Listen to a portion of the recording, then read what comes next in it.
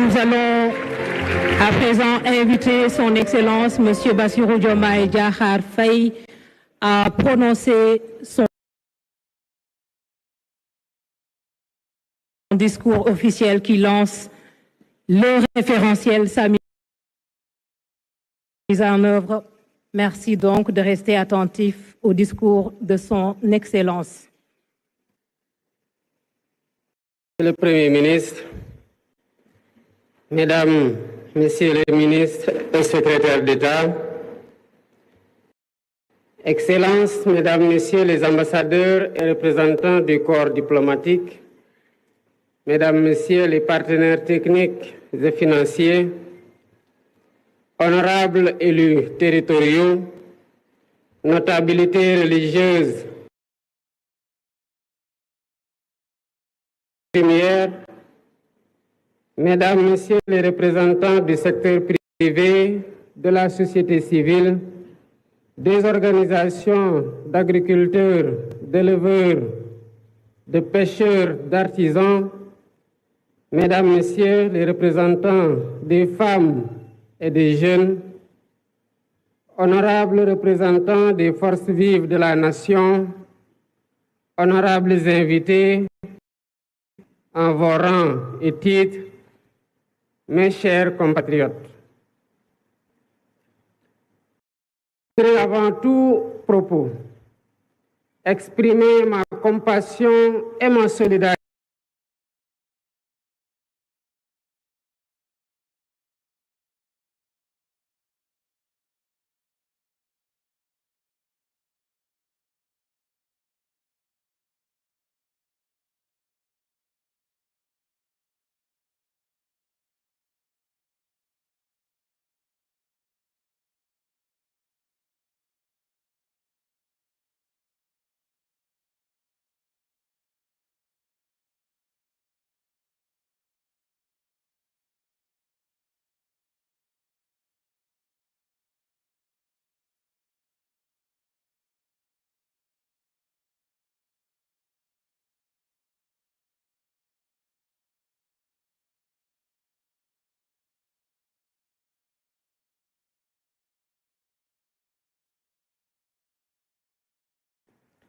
Ce choix sans précédent a consacré une volonté collective de rompre de haute lutte avec des pratiques d'un autre temps.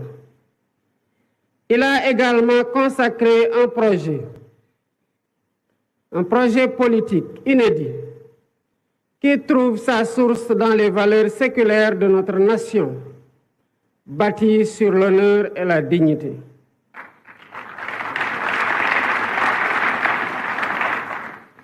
Pour rappel, lors de ma prestation de serment le 2 avril 2024, je m'engageais devant vous à mobiliser les Sénégalais d'ici et de la diaspora autour d'un projet national fédérateur orienté vers un futur serein.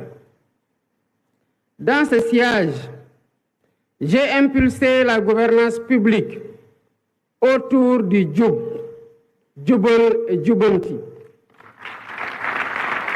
pour transcrire dans nos actes et discours de tous les jours la cause primordiale et la volonté sacrée du peuple sénégalais souverain. Dans cet esprit, j'ai demandé au Premier ministre, dès le premier Conseil des ministres, la finalisation d'un nouveau référentiel de la politique économique et sociale, ce qui s'est fait dans les 6 mois, malgré, il faut le souligner, le contexte très chargé lié à la gestion problématique de la continuité des pouvoirs publics après l'alternance. Aujourd'hui, 14 octobre 2024,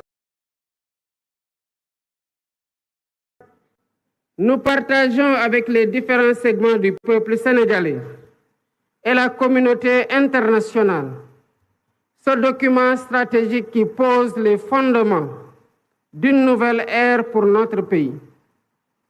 La vision Sénégal 2050, agenda national de transformation, révèle donc assurément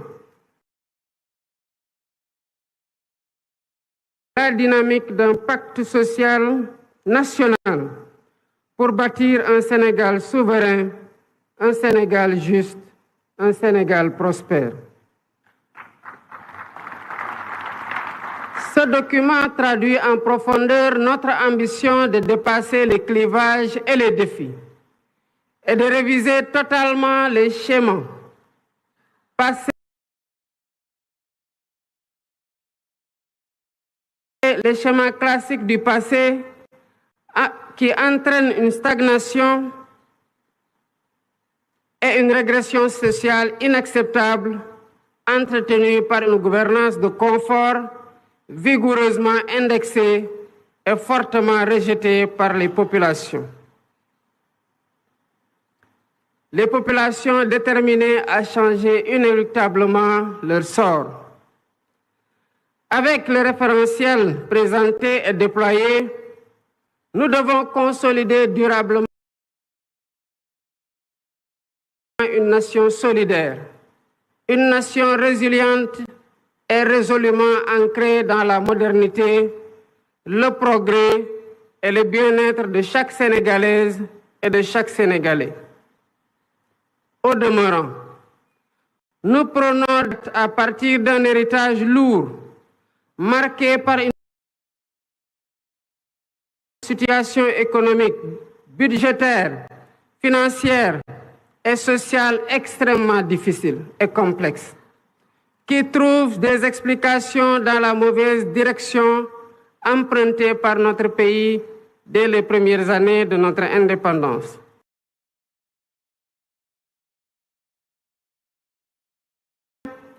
Notre économie extravertie a été neutralisée par un modèle d'exploitation des matières premières sans valorisation ni transformation locale notable, laissant notre secteur privé national trop faible, une industrie en miniature et nos jeunes talents en quête d'opportunités désespérées, souvent poussés à chercher un avenir ailleurs. Ces choix généralement imposés ont non seulement limité notre potentiel de développement, mais ils ont aussi peu à peu dépossédé le pays de la maîtrise de son destin.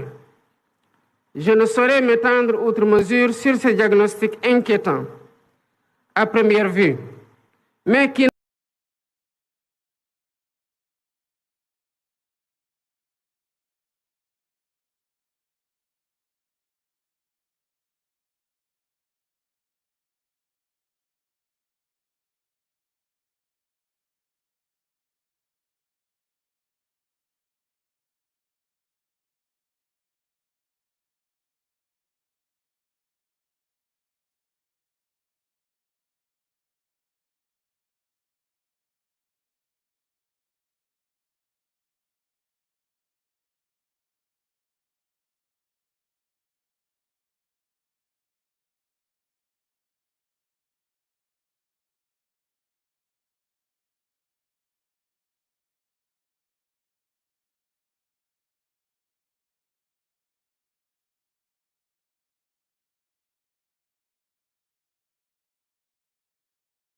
mettre notre Sénégal sur une trajectoire d'exigence, d'espérance, de performance et de progrès.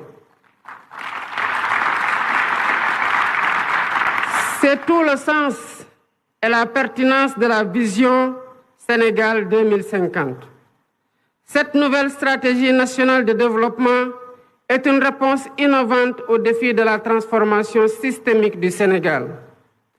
Elle repose sur une vision endogène claire, cohérente, ambitieuse et assumée. Cette feuille de route pour les 25 prochaines années, qui fait l'objet aujourd'hui d'un partage et le fruit d'une réflexion collective, est déclinée en stratégie quinquennale et décennale. Elle permettra d'ajuster et d'optimiser nos actions et efforts en temps réel. Ainsi, la transformation systémique du Sénégal repose sur 4 axes stratégiques déterminants. Le premier axe consiste à asseoir une économie compétitive, créatrice d'emplois, Nous visons à bâtir une économie diversifiée et résiliente, mais aussi inclusive. Cela passe par la valorisation de nos ressources naturelles, qu'elles soient agricoles, minières, pétrolières ou gazières, à travers une industrialisation ambitieuse. Nous intégrerons nos matières premières dans les chaînes de valeur mondiales et nous transformerons nos richesses sur place, en particulier grâce aux technologies numériques et à l'intelligence artificielle. Le développement de pôles économiques viables associés à un cadre des affaires attractif contribuera à renforcer le secteur privé national et à diversifier notre économie. Dans les tout prochains jours, une loi sur la souveraineté économique viendra consacrer cette dynamique en s'appuyant sur une stratégie de financement solide et concertée avec toutes les parties prenantes. Le deuxième axe est celui de la durabilité et de l'aménagement du territoire. Notre développement ne sera viable que s'il respecte et préserve notre environnement. Nous avons le devoir de protéger notre biodiversité et de promouvoir l'économie circulaire pour que le Sénégal devienne un modèle en matière de gestion durable de ses ressources. En parallèle, l'aménagement équilibré de notre territoire sera assuré grâce à 6 grands corridors de développement qui désenclaveront les zones rurales et relieront les pôles de croissance.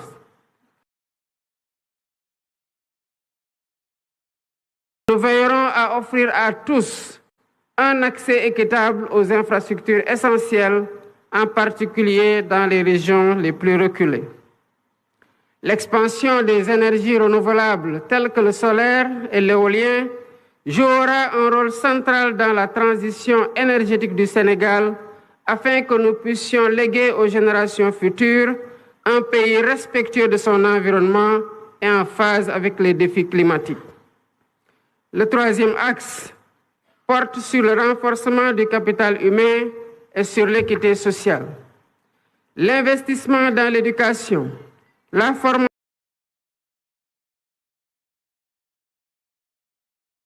et l'innovation sera au cœur de cette transformation. Nous mettrons en place une politique éducative de qualité pour tous, ainsi que des réformes visant à offrir à chaque Sénégalaise et à chaque Sénégalais des opportunités égales, quel que soit son lieu de résidence. La réforme foncière permettra une répartition des terres, tandis que le système de santé sera modernisé pour garantir à tous un accès équitable à des soins de qualité, en particulier dans les zones rurales. En outre, un système national d'assurance maladie sera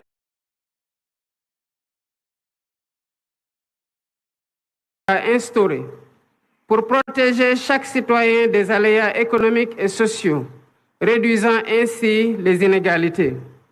Le Sénégal de 2050 sera porté par une jeunesse compétente, dynamique et préparée pour répondre aux défis du monde moderne. Ce capital humain de qualité sera l'un des piliers de notre compétitivité économique. Le quatrième axe concerne la bonne gouvernance et l'engagement africain. La refonte de nos institutions est indispensable pour servir au mieux les aspirations de notre peuple. Nous combattrons durement la corruption et nous réformerons l'administration pour en faire un levier puissant au service du développement.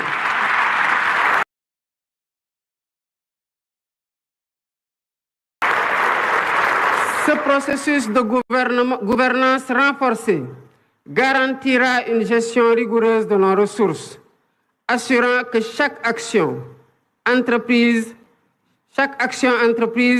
contribue à l'atteinte de nos objectifs collectifs. Notre engagement panafricain sera également réaffirmé avec un renforcement de la coopération avec nos pays frères. Convaincus que l'avenir de notre continent repose sur l'intégration régionale et la solidarité,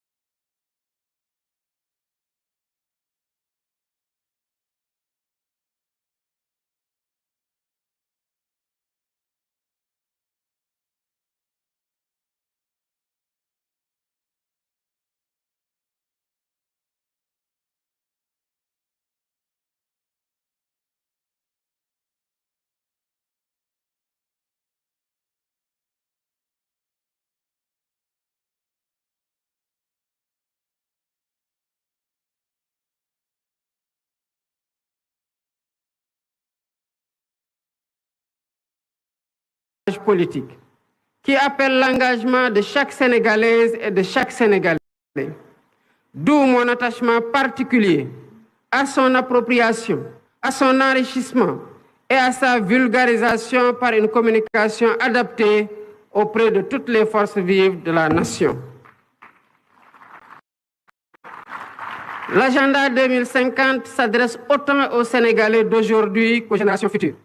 C'est une vision pour un Sénégal qui n'aspire pas seulement à participer au monde de demain, mais à y jouer un rôle majeur, à être un acteur de premier plan dans la sous-région et un modèle de développement pour l'Afrique.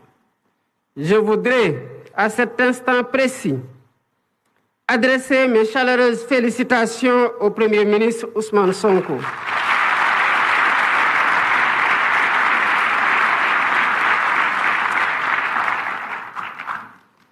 Il a mené de main de maître avec l'ensemble du gouvernement, les services de l'État et les experts nationaux du public et du privé associés ce travail de conception exceptionnel d'une rare pertinence qui démontre la qualité du capital humain national. Mes chers compatriotes, notre volonté ne pourra être complète que si nous avons les moyens de notre autonomie économique, monétaire, énergétique, alimentaire, mais aussi sociale et culturelle. Le chemin que nous empruntons est exigeant, mais il est le seul à même de garantir notre succès durable. Les citoyens doivent être exigeants envers les gouvernants, mais chaque citoyen doit aussi être exigeant avec soi-même dans son apport personnel dans l'œuvre de construction nationale. C'est ainsi qu'ensemble, comme un seul peuple, poursuivant le même but et animés de la même foi en notre progrès, nous construirons un Sénégal plus fort, un Sénégal plus juste, un Sénégal plus prospère. Vive le Sénégal souverain. Je vous remercie de votre aimable attention.